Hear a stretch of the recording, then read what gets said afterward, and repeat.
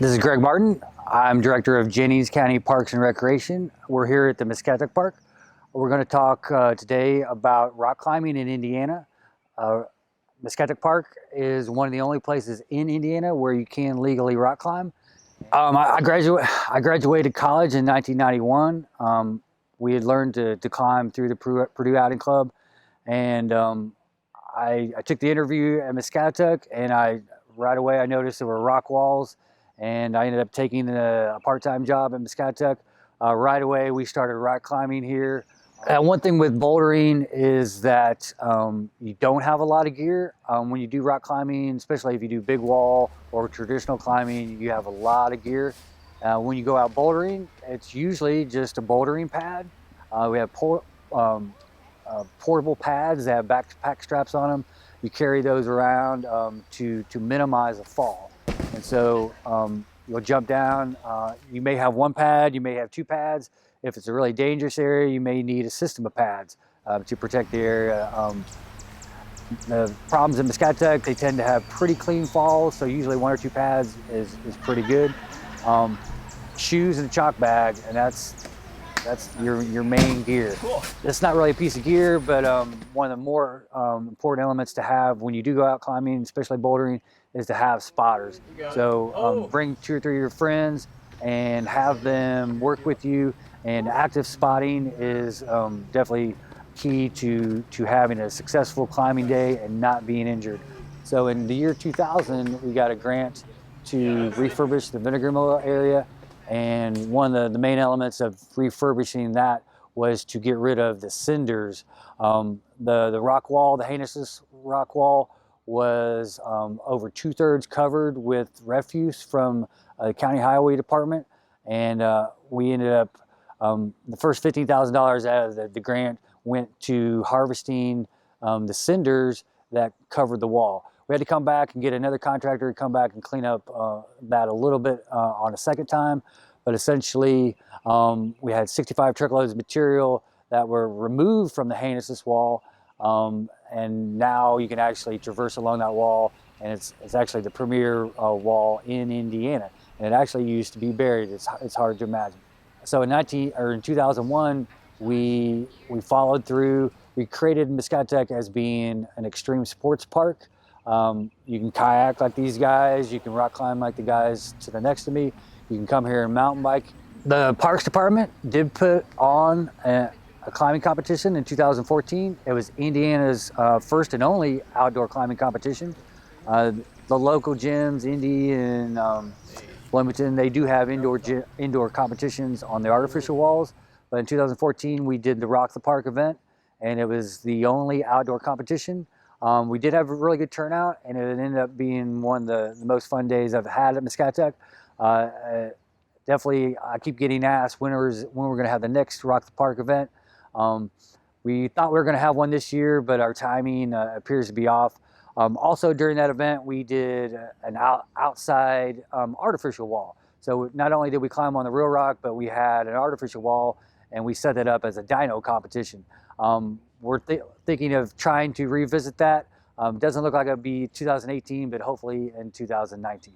Even though the development for rock climbing has slowed down, the participation for rock climbing has definitely increased. So even during the weekday, Muscatatuck, we're most likely going to see people out climbing, and they're usually not locals. So people are coming in from the region, and definitely on a weekend, you're going to have a handful of parties coming in to visit. Future for rock climbing in Jennings County,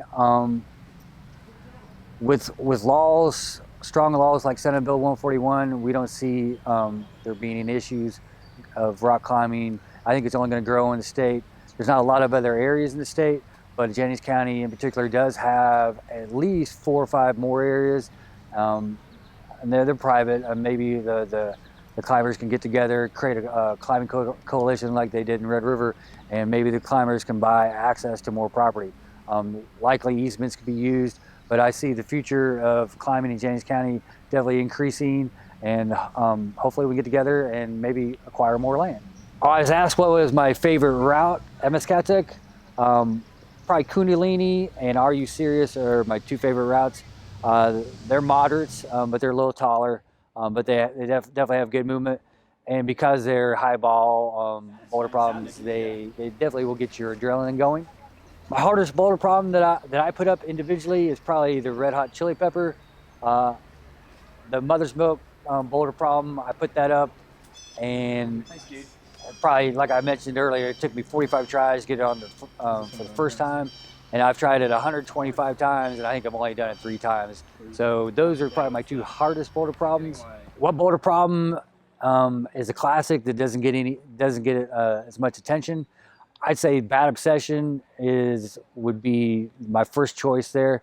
We used to do it daily back in the early 1990s, but there's been a washout underneath, and I think that maybe that's what's scaring people away. But that's probably my favorite boulder problem that I don't see anybody else ever do, unfortunately. There is a significant traverse at the Heinous Wall at Muscatatuck Park. If you don't have pads, or if you're not trying to do something hard, we usually do it as a warm-up. But you can start in the middle of the wall. You can traverse east or west 200 feet. So if you go down 200 feet, you can come back 400 feet. And actually the whole wall has been done back and forth. So that Indiana's longest climb is 900 feet. And the Heinous Wall got its namesake because of the cinder piles that used to bury it. So fortunately, we got that taken care of, and the Heinous Wall is a 450 foot of limestone that most of it you can traverse, and it's beginner friendly, and we invite you to check it out.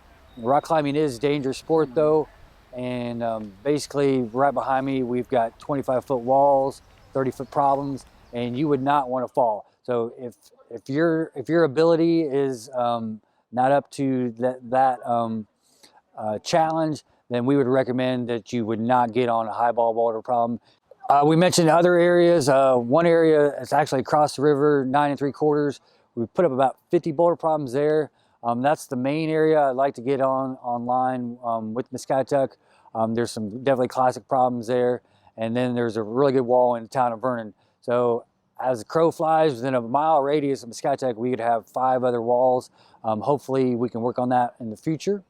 People ask who gets to name the routes.